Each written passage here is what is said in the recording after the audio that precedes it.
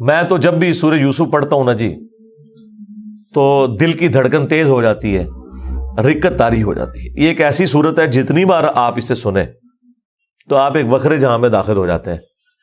کیا سوز و گداز ہے، ایک شخص جو اللہ کا پیغمبر ہے اسے اپنے بھائیوں سے تکلیف اٹھانی پڑ رہی ہے جو کہ خود ایک پیغمبر کی اولاد ہے، کافر بھی نہیں ہے، اور پھر اللہ تبارک و تعالیٰ انہیں کہاں سے اٹھا کر اس وقت کی جو سب سے بڑی آپ سمجھ لیں امپائر تھی اس کی سب سے کریٹیکل پوسٹ کے اوپر پہنچا دیتے ہیں۔ اور بیسیکلی اس میں نبی الاسلام کو بھی تسلی تھی کہ آج تو آپ کو مشرکین عرب کی تکلیفیں اٹھا کر مکے سے مدینے ہجرت کرنی پڑ رہی ہے، لیکن ایک دن آئے گا کہ آپ فاتح کی حیثیت سے مکے میں واپس آئیں گے۔ جس طرح آپ کے قبیلے کے لوگوں نے، قریش نے، جو اعلان نبوت سے پہلے آپ سے اتنی محبت کرتے تھے کہ آپ کو صادق اور امین کہتے تھے، اس لیول پہ آپ سے دشمنی نبھائی کہ آپ کو اپنا علاقہ چھوڑنا پڑ گیا۔ ایک دن آئے گا انہی لوگوں میں آپ فاتح بن کر آئیں گے اور اس وقت آپ بادشاہ ہوں گے، اللہ کے خلیفہ ہوں گے، اختیار آپ کے پاس ہوگا۔ جس طرح کہ یوسف علیہ السلام کو ان کے بھائیوں سے تکلیف پہنچی اور انہوں نے ان کو بیچ دیا، وہ غلامی کی زندگی انہیں گزارنی پڑی، اس کے بعد جیل کی زندگی، اور الٹیمیٹلی اللہ تعالیٰ نے انہیں مصر میں آپ سمجھ لیں بے تاج بادشاہی بنا دیا۔ لیکن وہاں پہ بھی اینڈ رزلٹ کیا نکلا؟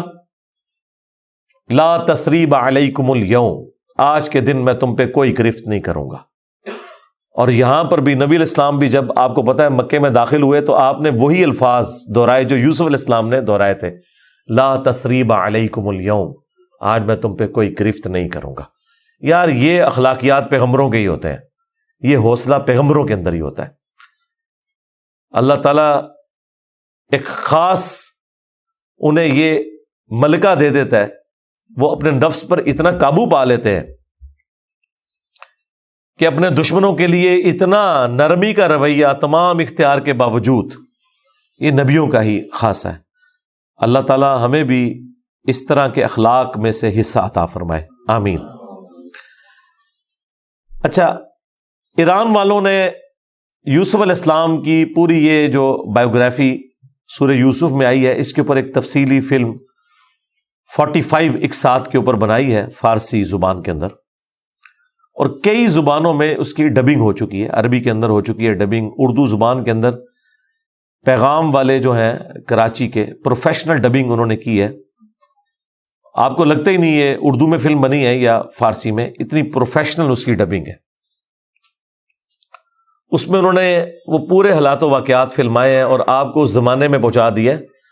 آپ یوسف علیہ السلام کے جو قید کے سال ہیں نا، وہ آپ کو بس وہ اس فلم کو دیکھ کے اندازہ ہوگا کہ یہ کیا تکلیف ہے جو انہوں نے کاٹی ہے، اور ایک چھوٹے سے بچے نے جو تکلیفیں اپنے بھائیوں سے کاٹی، ایسا بچہ کہ جس کی ماں بھی فوت ہو چکی ہے۔ میں کہتا ہوں نہیں، وہ فلم تو آپ جتنی بار دیکھیں، وہ ڈرامہ سیریل، انسان کے آنسو نہیں رکتے جس پرفیکشن کے ساتھ انہوں نے اسے فلمایا، اور ریالٹی تو اس سے بھی زیادہ دردناک ہوگی۔ تو ظاہر ہے اب یہ ایک فلم بن چکی ہے، اور میں نہیں سمجھتا کہ وہ مسلمان جو روزانہ ہالی ووڈ یا بالی ووڈ کی فلمیں دیکھ کر سوتے ہیں، ان سے یہ ڈرامہ سیریل مس ہو جائے، انہیں ضرور دیکھنی چاہیے۔ اور توحید جس طریقے سے انہوں نے اس میں بیان کی ہے، کمال کی توحید بیان کی ہے۔ چند ایک جگہوں پہ آپ کو اختلاف ہو سکتا ہے، لیکن اوورآل جس طریقے سے انہوں نے اسے فلمایا، ایک صحیح ایمان جو ایک مسلمان کے دل میں جاگزی ہونا چاہیے، وہ انہوں نے واقعی اس کے اندر فلما دیا۔ میں شروع میں ایک بلو پرنٹ کے طور پر سورہ یوسف میں جو یوسف علیہ السلام کی بایوگرافی آئی ہے وہ بیان کر دیتا ہوں، مختصر سی، تفصیلی میں نہیں کروں گا تاکہ آپ کا ٹیسٹ خراب نہ ہو۔ پھر آپ جب ان آیات سے گزریں گے تو آپ اس ٹیسٹ کو فیل کریں گے۔ یوسف علیہ السلام چونکہ حضرت یعقوب علیہ السلام کے بیٹے تھے، اور ظاہر ہے کہ ان کی لیگیسی کو آگے کسی نے تو لے کے چلنا تھا۔ یوسف علیہ السلام کہ 11 بھائی تھے، ان میں سے ایک بنیامین تھے، جو ایسے بھائی تھے کہ ماں اور باپ دونوں کامن تھے، اور باقی جو 10 بھائی تھے وہ دوسری والدہ سے تھے ان کے، وہ خالہ بھی لگتی تھی ان کی، یوسف علیہ السلام کی، اور ظاہر ہے کہ ماں بھی تھی کیونکہ ان کے والد نے ان سے نکاح کیا ہوا تھا۔ 10 بیٹے اس ماں سے تھے، 2 یہ تھے، اور آپس میں ان کا ایک حسد والا معاملہ ہو گیا شیطان کی وجہ سے، ظاہر ہے کہ اب باپ کی لیگیسی کو کس نے آگے لے کے چلنا ہے، وہ ظاہر ہے وہ تو باپ نے تو ڈیسائیڈ ہی نہیں کرنا، وہ تو اللہ نے ڈیسائیڈ کرنا ہے۔ اب یوسف علیہ السلام کو اللہ تعالیٰ نے ایک خواب دکھایا، اور خواب انبیاء کے حق میں وحی الہی ہوتا ہے۔ بخاری مسلم میں حدیث ہے کہ خواب نبوت کا 46واں حصہ ہے۔ حضرت ابراہیم علیہ السلام کو بھی خواب میں ہی دکھایا گیا تھا، سورہ صافات میں آتا ہے کہ میں اپنے بیٹے کی قربانی کر رہا ہوں، اسی لیے انہوں نے اسے ایگزیکیوٹ کرنے کی کوشش کی، اور اللہ تعالیٰ نے فدیہ بھیج دیا، لیکن ایگزیکیوٹ اتنی بڑی ایکٹیویٹی کو کرنا کہ بیٹا قربان کرنا، اسی لیے تھا کہ وہ وحی الہی تھا۔ یوسف علیہ السلام کو اللہ تعالیٰ نے چھوٹی عمر کے اندر ہی 10-12 سال کی عمر میں ہی یہ خواب دکھایا کہ 11 ستارے اور سورج اور چاند انہیں سجدہ کر رہے ہیں۔ اس خواب کا ذکر انہوں نے اپنے والد سے کیا۔ ظاہر ہے اس زمانے میں تو والد ہی ڈائریکٹ ٹریننگ کیا کرتے تھے اپنی اولاد کی، اور ایک بڑی فرینکنس ہوتی تھی، اور پھر نبی کی اولاد۔ حضرت یعقوب علیہ السلام کو پتہ چل گیا کہ میری اس نبوت کا وارث اب یہ ہونے والا ہے، یعنی 12 بچوں میں سے اس کے سر کے اوپر یہ تاج نبوت سجنا ہے۔ تو ظاہر ہے باقیوں نے تو حسد کرنا ہے، حسد تو آ ہی جاتا ہے، آدم علیہ السلام کے بیٹوں میں آیا تھا، تو یہ اولاد آدم والا ہی معاملہ ہے۔ بہرحال وہ حسد آیا۔ حضرت یعقوب علیہ السلام نے یوسف علیہ السلام سے کہا تھا کہ اس خواب کا ذکر تم نے اپنے بھائیوں سے نہیں کرنا، ورنہ وہ تمہارے خلاف کوئی نہ کوئی چال چلیں گے۔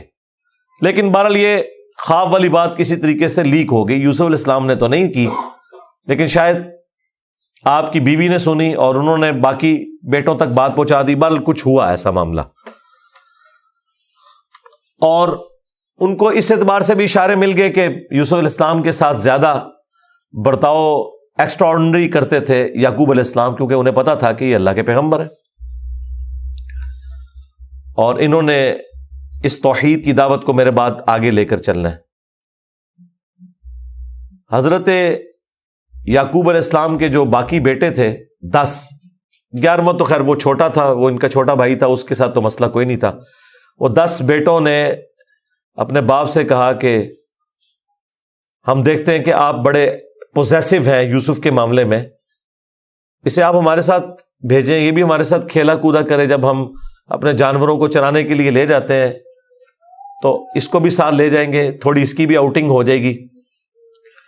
تو حضرت یعقوب علیہ السلام کو یہ بات کلک کر گئی کہ یہ کچھ کرنا چاہتے ہیں۔ ان کو تو اندازہ ہی نہیں تھا کہ اتنی بڑی آزمائش ان کا انتظار کر رہی ہے۔ یار 40 سال کی جدائی آپ امیجن کریں، اور قرآن میں آیا کہ وہ نابینا ہو گئے تھے رو رو کے، اس تکلیف سے وہ گزرے۔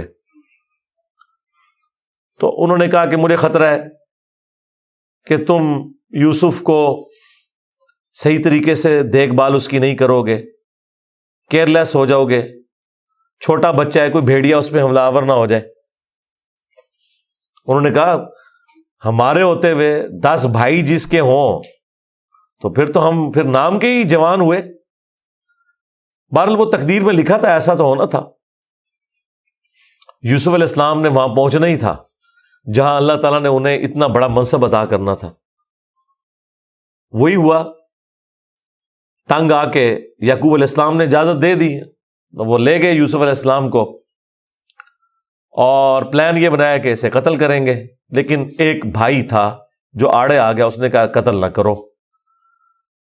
ہے تو ہمارا بھائی، ہم اسے کسی کنویں میں ڈال دیتے ہیں۔ اور ان زمانوں میں جو قافلے گزرا کرتے تھے وہ کنویں پہ پانی کے لیے رکتے تھے، تو ہو سکتا ہے کہ کوئی نکالے تو یہ اس کے ساتھ ہی چلا جائے، جان چھوٹ جائے، قتل نہ کرو۔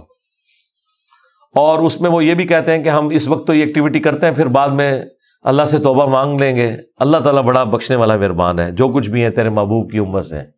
یہ بھی قرآن میں نقل ہوا ہے، وہی سیم مینٹالٹی آگے چل رہی ہے، بعد میں نیک بن جائیں گے۔ اور انہوں نے ڈرامہ بازی یہ کی کہ یوسف علیہ السلام کے کرتے کے اوپر کسی بھیڑیے کا خون مال لیا اور کہا کہ ہم تو اسے سامان کے پاس چھوڑ کے گئے تھے، پیچھے سے بھیڑیا آیا اور یوسف کو کھا گیا، اور یہ اس کی قمیض ہے۔ عشاء کے وقت روتے ہوئے آئے، رات کے وقت قرآن کے الفاظ ہیں۔ حضرت یعقوب علیہ السلام کو سمجھ آ گئی کہ یہ میری آزمائش شروع ہو گئی ہے، کیونکہ توحید ایک ننگی تلوار ہے۔ انہیں سمجھ آ گئی تھی کہ میں نے اپنے بیٹے سے جو اتنی شدید محبت رکھی ہے نا، اللہ تعالیٰ مخلوق کی محبت کو برداشت نہیں کرتا، ایٹ لیسٹ ایک پیغمبر کے دل میں اس ایکسٹریم لیول کے اوپر جا کر۔ تو میری آزمائش شروع ہو گئی اب۔ تو انہوں نے کوئی بحث نہیں کی، انہوں نے کہا میں صبر کروں گا جو کچھ ہوا۔ ان کو پتا تھا کہ یہ اب اللہ کا فیصلہ ہے، کرنے سے کچھ نہیں ہونا۔ جو کوئی تھوڑی بہت کوشش کی وہ کی، انہیں اینڈ پہ ان کا میں اب صبر ہی کروں گا، جو اللہ اس کے لیے فیصلہ کرے وہی ہوا۔ ایک قافلہ وہاں سے گزر رہا تھا، انہوں نے پانی کے لیے ڈول ڈالا، اور یوسف علیہ السلام کو اللہ تعالیٰ نے قرآن میں آیا کہ یوسف کو ہم نے تسلی دی کہ ایک دن آئے گا کہ تم اپنے بھائیوں کو بتا دو گے جو انہوں نے یہ غلطی کی تھی، ہم تمہیں سرخرو کریں گے، بہرحال ابھی تو تمہارے لیے یہ طے ہو گیا۔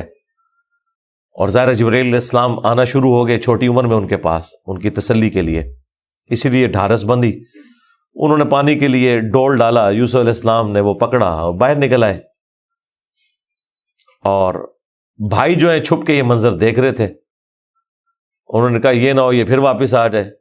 انہوں نے چند ٹکوں کے عوض، چند دراہم کے عوض بیچ دیا، کہا یہ ہمارا غلام تھا، تو بھاگ کے آئے، یہ ہمارا غلام ہے، اور جان چھڑائی اس طریقے سے۔ یوسف علیہ السلام بھی چپ کر کے چلے گئے، انہیں پتا تھا کہ میرے لیے فیصلہ ہو چکا ہے۔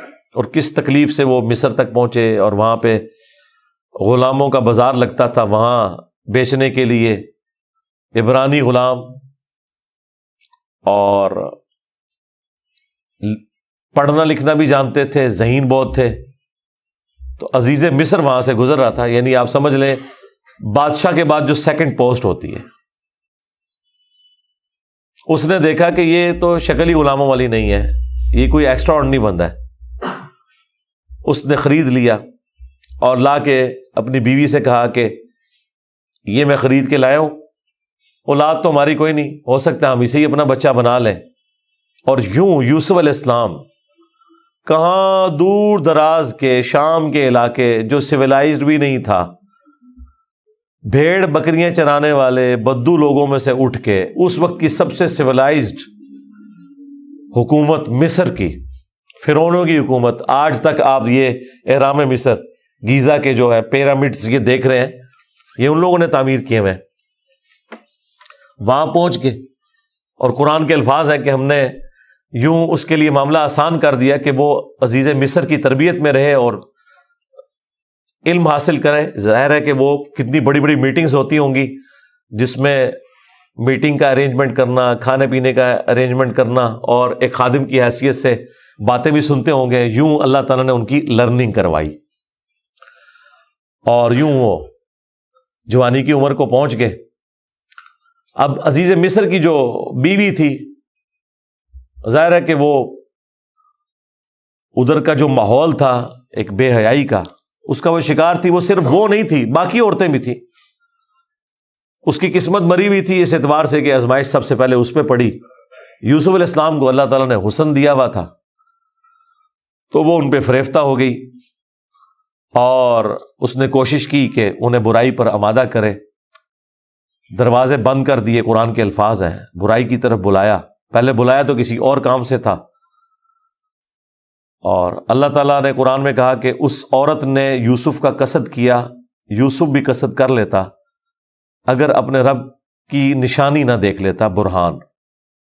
اور وہ نشانی قرآن میں نقل نہیں ہوئی، اسرائیلی روایتوں میں ملتا ہے کہ ان کو ان کے والد یعقوب علیہ السلام کی شبیہ دکھائی گئی، جو کہ یوں انگلی سے اشارہ کر رہے تھے کہ بیٹا یہ کام نہیں کرنا، اس طرف نہیں آنا۔ تو وہ بچ کے، ظاہر ہے اللہ نے فرمایا کہ یہ ہمارے مخلص بندے تھے، یعنی مخلص چنے ہوئے، ایک لفظ ہے مخلص جو اخلاص شو کرتا ہے، ہم مخلص ہونے کی کوشش کرتے ہیں، لیکن مخلص پیغمبر ہوتے ہیں جنہیں اللہ اپنے لیے خالص کر لیتا ہے۔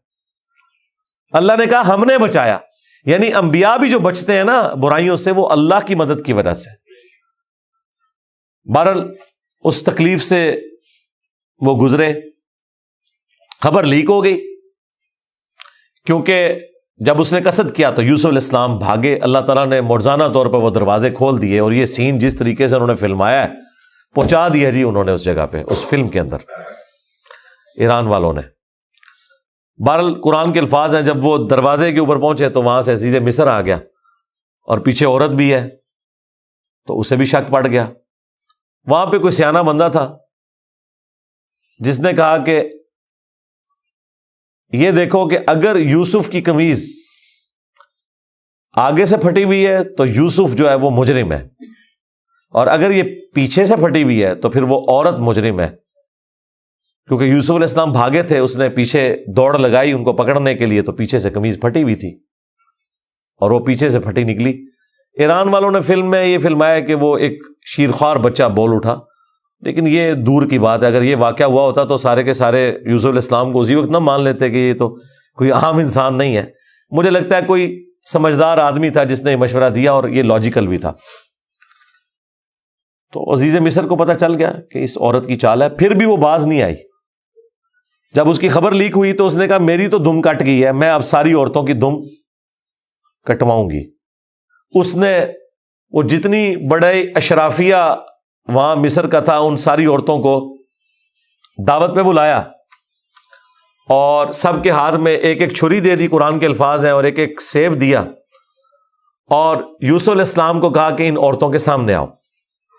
تو قرآن کے الفاظ ہیں کہ جب یوسف علیہ السلام ان کے سامنے آئے تو عورتوں نے بے خیالی میں وہ کاٹتے ہوئے سیب کو اپنی انگلیاں بھی کاٹ لی۔ کاٹنے سے مراد یہ نہیں کہ وہ کٹ کے علیحدہ ہوگی، مراد یہ کہ اس پہ تھوڑا بہت زخم آیا، یہ اتنا نہیں ہے کہ وہ انگلیاں ٹوٹ ٹوٹ کے کوئی علیحدہ ہو گئی تھی، یا کوئی ساری عورتوں نے یہ سب کچھ کر لیا۔ ڈاکٹر سرار صاحب نے اس کی اچھی توجیہ بیان کی ہے کہ ہو سکتا ہے کہ کسی عورت کی انگلی زخمی ہو، اور یوسف علیہ السلام جو کہ غلام تھے وہ اس کی طرف متوجہ ہوں کہ میں اس کو پٹی کر دوں یا اس کے لیے کچھ ارینجمنٹ کروں، تو باقی عورتوں نے یوسف علیہ السلام کو اپنی طرف اٹریکٹ کرنے کے لیے جان بوجھ کے خود ہی اپنی انگلی کاٹی ہو کہ تاکہ وہ متوجہ ہوں۔ کوئی بہرحال اس طرح کا سلسلہ ہوا ایک ایکسٹرا آرڈنری، اور جب یہ حالت ہوئی تو اس نے پھر کہا کہ ہاں یہ تھا جس کے لیے تم مجھے بات کر رہی تھی، تم لوگ بھی تو اس میں گرفتار ہو گئے۔ اور پھر اس کی ڈٹائی ہے، اس نے کہا کہ میں اسے برائی کی طرف بلا رہی ہوں، اگر اس نے یہ میری بات نہ مانی تو میں اسے جیل میں ڈلوا دوں گی۔ تو یوسف علیہ السلام نے دعا کی کہ یا اللہ مجھے جیل قبول ہے اس برائی کے عوض، کہ میں تیرا مجرم بنوں۔ دیکھیں کوئی گناہ بھی نہیں کیا، برائی سے بچے ہیں، ہم ہوں تو ہم کہ ہمیں انعام ملے، وہ کہہ رہے ہیں مجھے انعام میں جیل مل جائے کہ میں ان کے شر سے بچ جاؤں۔ بہرحال پھر وہ بہانہ کر کے ان عورتوں نے جھوٹے الزامات لگا کے یوسف علیہ السلام کو جیل میں ڈلوا دیا۔ یوسف علیہ السلام بھی راضی تھے، ٹھیک ہے چلے گئے۔ آلموسٹ 9 سے 10 سال تک وہ جیل میں رہے، اور وہ جیل کا جو انہوں نے سین فلمایا ہے وہ بندہ دیکھ نہیں سکتا، جو وہاں پہ کس پرسی کی حالت تھی بہرحال انہوں نے گزاری، لیکن آپ کے اخلاق سے متاثر ہو کے دعوت توحید بھی وہاں پہ پہنچی۔ اور اسی دوران 2 ایسے قیدی تھے کہ ان دونوں نے الگ الگ خواب دیکھے، اور انہوں نے یوسف علیہ السلام سے کہا کہ آپ اچھے بھلے معلوم ہوتے ہیں، اگر آپ تعبیر بتا سکتے ہیں۔ انہوں نے کہا میں اس کی تعبیر جو بتاؤں گا وہ تعویل ہوگی، پھر وہ مقدر ہو جائے گی۔ اور وہ خواب انہوں نے اپنا بیان کیا۔ ایک نے خواب یہ بیان کیا کہ میں نے یہ دیکھا کہ میں اپنے رب یعنی اپنے اس بادشاہ کو شراب نچوڑ کے دے رہا ہوں۔ دونوں کے قتل کے فتوے جاری ہو چکے ہوئے تھے۔ تو یوسف علیہ السلام نے اسے کہا کہ تم عنقریب چھوٹ جاؤ گے۔ دوسرے نے دیکھا کہ میرے سر کے اوپر روٹیوں کا ایک ٹوکرا ہے اور اس سے جانور پرندے کھا رہے ہیں، تو ان کا تم سولی دیے جاؤ گے اور تمہاری لاش سے جانور کھائیں گے. اور وہی ہوا. اور قرآن کے الفاظ ہیں کہ جسے نجات ملنے والی تھی اسے یوسف علیہ السلام نے کہا کہ جب تم چھوٹ جاؤ تو اپنے بادشاہ سے میرا ذکر کرنا کہ میرے ساتھ یہ زیادتی ہوئی ہے. لیکن قرآن کے الفاظ ہیں کہ شیطان نے وہ ذکر بھلا دیا. ظاہر ہے اللہ نے تو کوئی اور ہی فیصلہ کیا ہوا تھا. اور یوں آلموسٹ 9 سے 10 سال ان کے جیل میں کٹ گئے, یہاں تک کہ اس بادشاہ کا جو بیٹا ہے وہ تخت نشین ہوا اور اس نے خواب دیکھا. ظاہر بادشاہ کو اللہ تعالیٰ اس طرح کے خواب دکھایا کرتا تھا. مخلوقات کو دیکھنے کی ذمہ داری اللہ تعالیٰ نے بادشاہوں کے اوپر ہی رکھی ہوئی ہے جو ان کے انڈر رعایا ہے. کہ 7 دبلی پتلی گائے جو ہیں وہ نیل سے نکل کے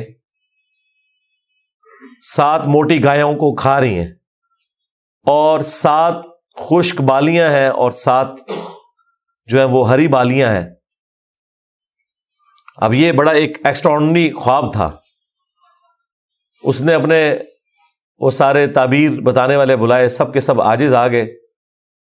تو وہ جو چھوٹ چکا تھا ایک قیدی, وہ بادشاہ کا بڑا قریبی تھا جو اسے شراب بنا کے دیتا تھا, اسے یاد آیا کہ ہاں ایک شخص قید میں ہے. اور یاد کب آیا دیکھیں 9-10 سال کے بعد.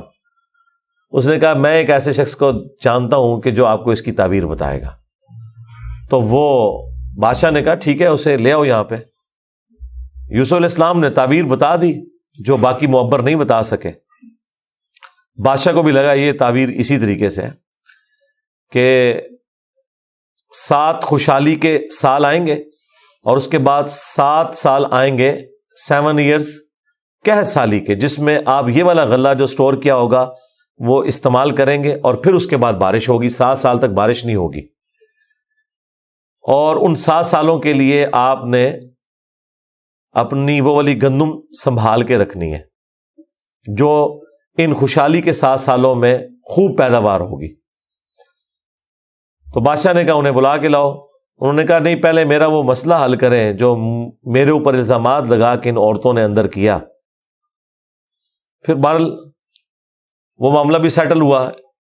عورتوں نے مان لیا کہ یوسف علیہ السلام کی کوئی غلطی نہیں تھی. پھر یوسف علیہ السلام عزت کے ساتھ لائے گئے بادشاہ کے پاس, اور انہوں نے خود کہا کہ مجھے وزیر خوراک بنا دے, میں امین بھی ہوں اور ان معاملات کو ہینڈل بھی کر سکتا ہوں. پھر انہوں نے جس طریقے سے ان معاملات کو ہینڈل کیا اور کہا کہ آپ نے گندم کے دانوں کو بالیوں سے باہر نہیں نکالنا. یہ سٹوریج کا طریقہ بھی یوسف علیہ السلام کو اللہ تعالیٰ نے سکھایا.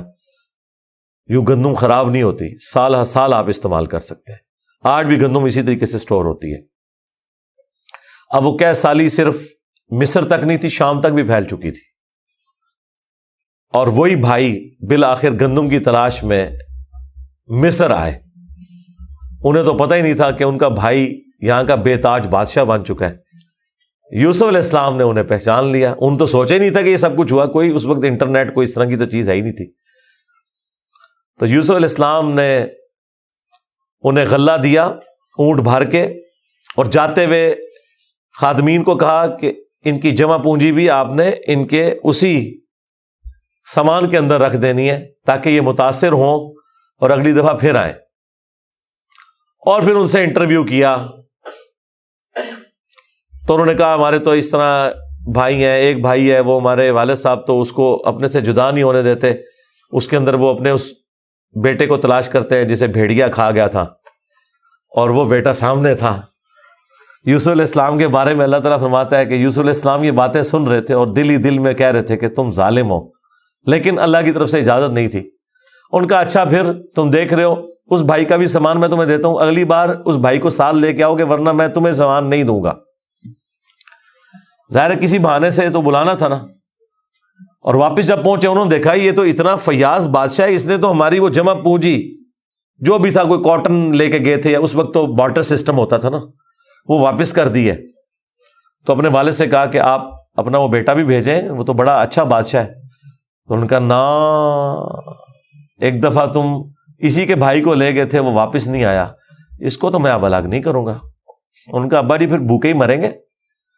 آپ کون سے شیخ عبد القادر جیلانی ہے کہ آپ نگاہ مار کے یہ کچھ کر لیں گے؟ ہاں تو اور کیا, گندم کے لیے انبیاء ان کی اولادیں اور یہ تو ہمیں سکھاتے ہیں کہ جی بڑے سے بڑا غوث قطب ابدال کسی صحابی کے پاؤں کی خاک بلکہ گھوڑے کے قدموں کی خاک نہیں ہے. تو قرآن میں تو کچھ اور ہی مل رہا ہے. اب بڑی فاقے آ رہے ہیں کہ کیا کریں.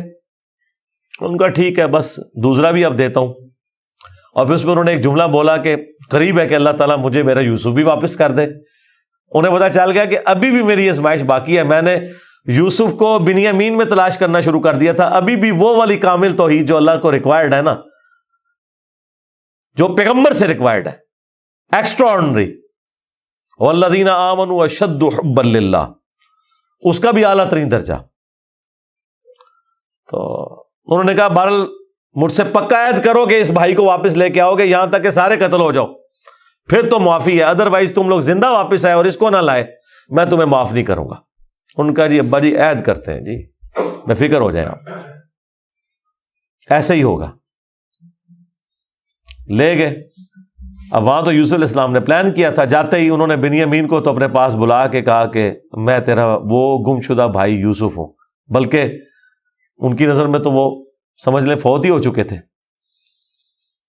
اور کہا کہ اپنے بھائیوں کو نہیں بتانا تم نے, میں ایک طریقے سے تمہیں یہاں روکوں گا کیونکہ بادشاہ کے قانون میں تمہیں روک نہیں سکتا. تو اس کے لیے قرآن میں الفاظ ہیں کذالک کدنا لیوسف, ہم نے یوسف کو یہ تدبیر سکھائی تھی, ایک ہیلا سکھایا کہ وہ بادشاہ کا ایک قیمتی پیالہ تھا جو بنیامین کے سامان میں انہوں نے واپسی پہ رکھوا دیا, اور جب وہ واپس جانے لگے تو پیچھے سے آواز لگائی گئی قافلے والوں تم چور ہو. اور یوسف علیہ السلام کو پتا تھا کہ بنی اسرائیل میں چوری کی سزا یہ ہے کہ وہ شخص پھر غلام بن جاتا ہے جس کی اس نے چوری کی ہوتی ہے. ان کا بتاؤ اگر کوئی چور نکلا, ان کا جی جس کے سامان میں نکلا وہ آپ رکھیں اس بندے کو. تو انہوں نے مختلف جگہ سے شروع کیا, بنیامین سے سٹارٹ نہیں کیا ورنہ تو پلان ڈسکلوز ہو جاتا. الٹیمیٹلی بنیامین کے سامان میں سے نکلا. تو انہوں نے کہا ہاں اس کا بھائی بھی اسی طرح چور تھا, اندازہ کریں ہر جگہ وہ ٹھونگ مارتے سن نال نال. تو اچھا یہ پھر ایران والوں نے اس فلم میں کھولا ہے کہ وہ کس چوری کی طرف اشارہ کر رہے تھے. وہ یوسف علیہ السلام سے ان کی پھوپھی بڑی محبت کرتی تھی, وہ لے گئی تھیں اور وہ ان کو اپنے پاس رکھنا چاہتی تھی. تو انہوں نے کہا کہ میرا فلاں قیمتی کپڑا جو ہے وہ چوری ہو گیا ہے, حالانکہ وہ چوری نہیں ہوا تھا, اور وہ یوسف علیہ السلام کے سامان سے انہوں نے ریٹریو کیا, اور اس کے بدلے میں یعقوب علیہ السلام کو کچھ عرصہ اپنے اس بیٹے کو اپنی بہن کے پاس چھوڑنا پڑا. تو یہ ان کو کلک کر گیا آئیڈیا, یہی والا آئیڈیا انہوں نے اپنے بھائیوں کے اوپر بھی اپلائی کیا, اور ان کے بھائیوں کا بھی اشارہ اسی طرف تھا کہ اس نے تو بچپن میں اس کا بڑا بھائی بھی چور تھا, حالانکہ اس نے چوری نہیں کی ہوئی تھی, نہ ادھر چوری والا معاملہ تھا. بہرحال ان میں سے ایک بھائی نے کہا بھائی میں تو اب واپس نہیں جاؤں گا, میں تو ابے سے عہد کر کے آیا ہوں کہ بھائی میں تو اپنے بھائی کی یاد میں ادھر ہی رہوں گا جب تک کہ کوئی معاملہ نہ ہو. تم لوگ جاؤ نا ذرا اور جا کے ابا جی کو ساری صورتحال بتاؤ, اور بتاؤ کہ تمہارا یہ بیٹا چور نکلا ہے اور ہم لاکھ قسمیں کھائیں آپ نے ماننا نہیں ہے. تو وہ چلے گئے واپس. پھر حضرت یعقوب علیہ السلام نے ایک خط روانہ کیا, ریکویسٹ بھیجی عزیز مصر کو. انہیں تو نہیں پتا تھا کہ ان کا بیٹا ہی ہے, اور وہ بڑے دردناک انداز میں انہوں نے اس فلم میں فلمایا ہے. الٹیمیٹلی جب وہ اگلی دفعہ واپس آئے, انہوں نے کہا ہمارے ابا جی تو پہلے ہی نابینا ہو چکے ہیں, اب یہ 2 جدائیاں کیسے برداشت کریں گے, آپ رحم کریں, ہم پہ ترس کھائیں. پھر یوسف علیہ السلام نے کہا کہ تمہیں یہ ساری باتیں اس وقت نہیں یاد آئی, تمہیں یاد نہیں تم نے اپنے بھائی کے ساتھ کیا کیا تھا. تو وہ جب سٹوری انہوں نے بیان کرنی شروع کی تو انہیں پتا چل گیا کہ یہ وہی یوسف ہے. تو انہوں نے پوچھا آپ یوسف ہیں؟ ان کا ہاں, دیکھو اللہ نے مجھے کیا کچھ عطا کیا ہے. اور انہوں نے کہا کہ ہمیں معاف کر دیں. انہوں نے کہا لا تثریب علیکم اليوم, آج کوئی گرفت نہیں ہے, شیطان نے یہ ہمارے درمیان جدائی ڈالی تھی. کیونکہ اتنے بڑے منصب تک پہنچنے کے لیے تکلیف بھی تو کاٹنی پڑتی ہے نا. حسین بننا کوئی سوکھا تو نہیں ہے, جنتی نوجوانوں کا سردار بننا ہے تو پھر قربانی تو دینی پڑے گی, اور انبیاء کو یہ پتا ہوتا ہے کہ قربانی سے گزر کے ہی آپ مقام حاصل کرتے ہیں. انہوں نے کہا کہ یہ میری قمیص لے جاؤ, اللہ تعالیٰ نے وحی کے ذریعے مجھے بتائی ہے یہ بات, جا کے میرے والد کی آنکھوں پہ ملو, اللہ تعالیٰ ان کی بینائی کو واپس کرے گا. اور یوں وہاں سے ایک قاصد نکلا, وہ کرتا لے کے یوسف علیہ السلام کا. قرآن کے الفاظ ہیں, حضرت یعقوب علیہ السلام کہتے ہیں کہ اگر تم مجھے مفند نہ سمجھو, وہی المحند عن المفند, قرآن میں الفاظ ہیں یہ, یعنی یہ نہ سمجھو کہ میرا دماغ سٹھیا گیا ہے تو مجھے تو یوسف کی خوشبو آ رہی ہے. اچھا یوسف کی خوشبو اس وقت نہیں آئی جب وہ بک کے جا رہے تھے, کیونکہ اللہ تعالیٰ نے پردہ ڈالا تھا. ادھر اللہ نے یوسف کی خوشبو, بہرحال وہی بشارت لے کے آیا, آنکھوں کو لگائی, بینائی واپس آ گئی, اور ساتھ خط آیا کہ اب آپ واپس آئیں, یہاں پہ میرے پاس آ جائیں اور بنی اسرائیل کو شفٹ کریں. وہ سارے ود فیملی وہاں شفٹ ہوئے. وہاں یوسف علیہ السلام آل نال تھے, انہوں نے ایک قطعہ زمین ان کو دیا, اور یوں بنی اسرائیل وہاں پہ آباد ہو گئے. اور پھر حکومتی لیول پہ رہے, یہاں تک کہ وہاں پہ ایک نیشنل موومنٹ غالب آئی اور ان کو غلام بنا لیا گیا, جو کسی زمانے میں بادشاہت انجوائے کر رہے تھے. اور پھر ان غلاموں میں اللہ تعالیٰ نے حضرت موسیٰ علیہ السلام کو مبعوث کیا اور فرعونیوں سے نجات دلوائی, ایک منجی اور ہادی بنا کے. اور پھر وہ جاتے ہوئے المستدل علاقے میں آتا ہے, یوسف علیہ السلام نے وصیت کی تھی کہ جب کبھی بنی اسرائیل یہاں سے شفٹ ہو تو میری لاش بھی لے جانی ہے. پھر وہ لاش بھی لے گئے, اس پہ میری تفصیلی ویڈیو ریکارڈ ہے, آپ یوٹیوب پہ دیکھ سکتے ہیں. یہ پورے کا پورا ایک معاملہ تھا. اور پھر وہ آخر میں وہی ہوا کہ سجدہ تعظیمی کیا یوسف علیہ السلام کو ان کے بھائیوں نے اور ماں باپ نے. ان زمانوں میں سجدہ تعظیمی جائز تھا, جس طرح کہ آدم علیہ السلام کو فرشتوں نے کیا, اور اس امت میں حرام ہو گیا. ابو داؤد میں اور ترمذی میں حدیث ہے کہ اگر میں سجدہ تعظیمی جائز سمجھتا تو بیویوں سے کہتا کہ اپنے خامدوں کو کریں اس حق کے سبب. ابو داؤد میں تو الفاظ ہیں, ایک صحابی نے حضور کو سجدہ کیا, آپ نے فرمایا سر اٹھا کیا کر رہا ہے, جب میں فوت ہو جاؤں گا تم میری قبر سے گزرو گے تو کیا مجھے سجدہ کرو گے؟ انہوں نے کہا نہیں یا رسول اللہ. فرمایا مجھے کیوں سجدہ کر رہے ہو؟ اگر میں سجدہ جائز سمجھتا تو بیویوں سے کہتا کہ اپنے خامدوں کو کریں. اور یہ سجدہ تعظیمی, سجدہ عبادت ہمیشہ سے اللہ کے لیے رہا ہے. جبرائیل علیہ السلام نے حضرت آدم کو سجدہ عبادت نہیں کیا, سجدہ تعظیمی تھا. ان زمانوں میں ٹو باؤ ڈاؤن بھی ہوتا تھا, جھکا بھی جاتا تھا.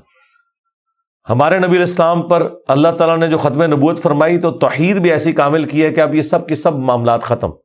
ختم نبوت کی برکت سے کشف, الہام, یہ سب کچھ ختم غیر نبی کے اوپر, سوائے بخاری مسلم میں ہے مبشرات, وہ بھی خواب. وہ اللہ کی طرف سے بھی ہو سکتے ہیں, شیطان کی طرف سے بھی ہو سکتے ہیں, نفس کی طرف سے. وہ تو وقت پورا ہوگا تو پتہ چلے گا یہ سچا یا جھوٹا ہے. باقی نبی علیہ السلام نے کہا اب یہ نبوت کی خبریں ختم ہو چکی. اگلے زمانوں میں یہ ہوتا تھا, اللہ تعالیٰ غیبی خبریں دیا کرتا تھا غیر انبیاء کو بھی. اور اگلے زمانوں میں یہ بھی تھا کہ سجدہ تعظیمی ہوتا تھا. اللہ تعالیٰ نے توحید بھی اس امت میں کامل کی کہ سجدہ تعظیمی بھی حرام کر دیا, اور اب کسی کے لیے سجدہ نہیں ہے. بل وہ سجدہ کیا تو حضرت یوسف علیہ السلام نے کہا ابا جان یہ دیکھ لیں, یہ تعبیر ہے میرے اس خواب کی جو میں نے وہ بچپن میں دیکھا تھا. سرکار وہ خواب بڑا دیکھا ہے, وہ تعبیر ہوندے اس کا مزہ لوٹنے کے لیے 40 سال کی مشقت, جدائی, وہ بڑی تکلیف دہ چیز ہے. وہ جو آخری سین انہوں نے فلمائے ہیں نا, یعقوب علیہ السلام اور یوسف علیہ السلام کی جو ملاقات والا سین ہے, وہ بندہ دیکھ نہیں سکتا. اس زمانے میں انہوں نے پہنچا دیا جی. جو ایران والوں نے وہ ڈرامہ سیریل بنائی ہے 45 اقساط کے اندر. بہرحال الٹیمیٹلی اللہ تعالیٰ نے اس سے نبی علیہ السلام کو بھی بتایا کہ اگر آپ اس تکلیف سے گزر رہے ہیں نا تو یوسف علیہ السلام نے بھی تکلیف کاٹی. ہمارے نبی کی تکلیف پھر اس لیول پہ نہیں گئی, اللہ تعالیٰ نے 8 سال کے اندر ہی فتح مکہ کروا دیا. لیکن بہرحال انبیاء کو کیسی کیسی تکلیف اٹھانی پڑتی ہیں. یہ واقعات سننے میں بڑے انٹرسٹنگ تو فیل ہو رہے ہیں, لیکن جب آپ وہ فلم دیکھیں گے نا تو آپ کو اندازہ ہوگا کہ جس پہ یہ گزر رہی تھی اس کے لیے کتنی تکلیف دہ چیز تھی. ایک ایک لمحے پہ تکلیف جوڑی ہوئی تھی, اس کو ہم امیجن بھی نہیں کر سکتے. آج بات کرنا آسان ہے. اللہ تعالیٰ نے انبیاء کرام علیہ السلام کو تکلیف سے گزار کر مرتبہ دینا ہوتا ہے. ہمارے نبی علیہ السلام کو بھی اللہ تعالیٰ نے اتنا جو اعلیٰ مقام عطا فرمایا تو اس کے اگینسٹ پھر انہیں تکلیف بھی برداشت کرنی پڑی.